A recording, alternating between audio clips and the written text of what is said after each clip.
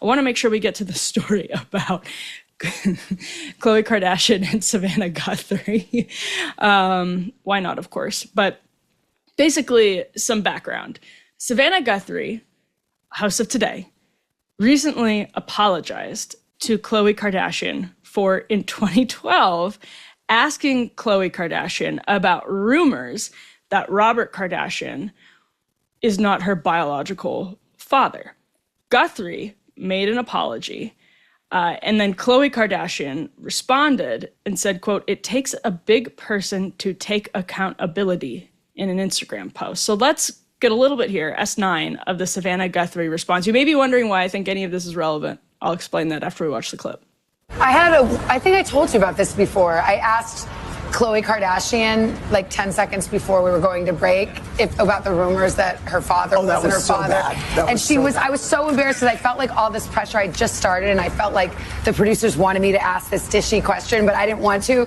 So I let the time be running out till we were up against a hard break. So at the very end, I'm like, and Khloe, what about this rumor that Robert Kardashian's not really your father? And they were like 10, 9, 8. And I was so embarrassed. And she was such a class act. And she's like, nothing to it. And it was like, we made the break. And wow. I forever. You asked the question. I asked the question. I didn't want to. Khloe was a total class act and a doll. Okay. Don't need to get into those rumors, although at the time they were really strong. And that's all I have to say to just make the point that it was fair game for a journalist to ask a reality star whose entire livelihood, celebrity is predicated on her personal life.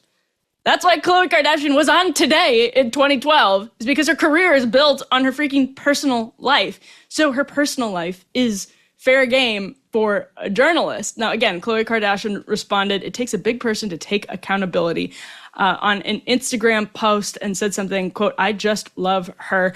Now, I think Khloe Kardashian is maybe the more likable of the Kardashians, has probably always been one of the more likable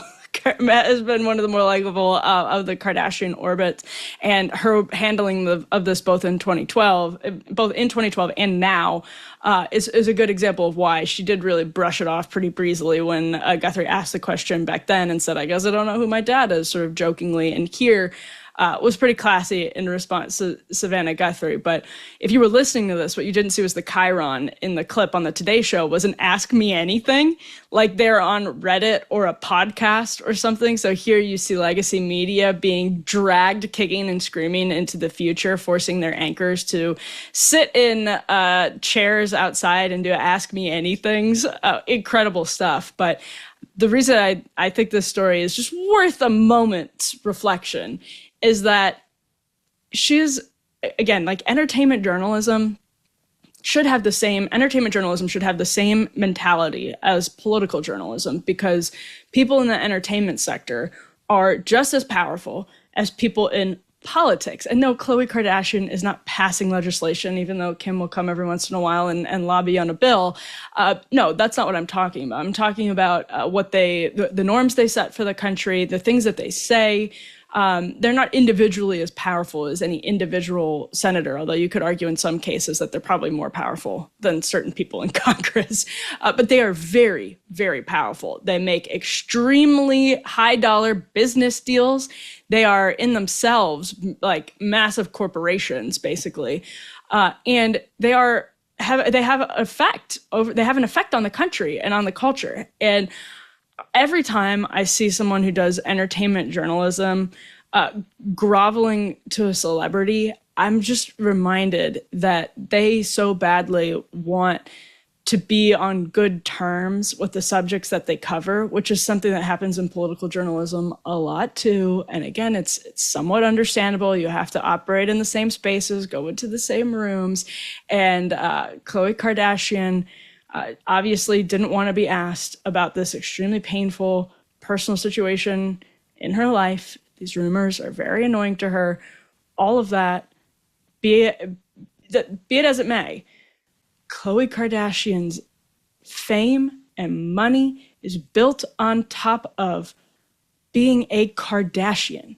If she is not literally a Kardashian, as rumors were swirling and suggesting at the time, it is perfectly fair game for a journalist to ask that question And what we see here is Savannah Guthrie putting herself in the shoes of Andy Cohen, who is sitting next to her, who's in a different capacity. He's not a journalist. He's not an anchor. Savannah Guthrie has interviewed like presidential candidates and done really high-profile interviews with major celebrities. And it's just it's not a big deal, but it's just a good reminder. I always like to talk about some of the problems in entertainment journalism whenever it comes up, because it's just a good reminder that celebrities feel truly entitled to positive coverage because of situations like this. They can say, well, this was my personal, or this is a sensitive topic. It was so rude, etc. I don't know how Khloe Kardashian responded after the interview back in the day, but they can like retreat to their fainting couch and say, how dare you?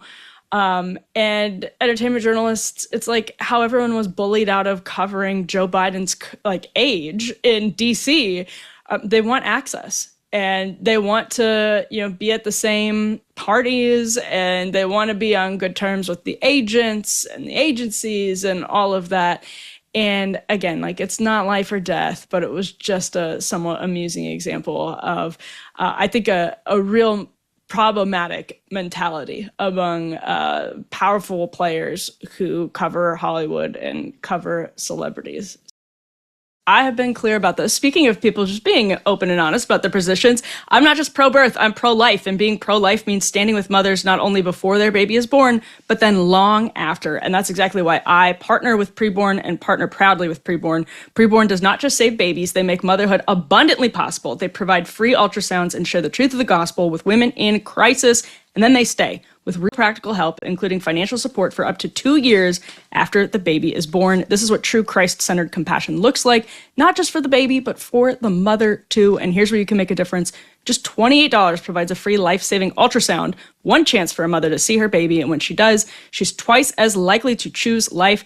Preborn is trying to save 70,000 babies this year. So don't just say you're pro-life, live it, help save babies, and support mothers today. Go to preborn.com/Emily or call 855-601-2229. That's preborn.com/Emily.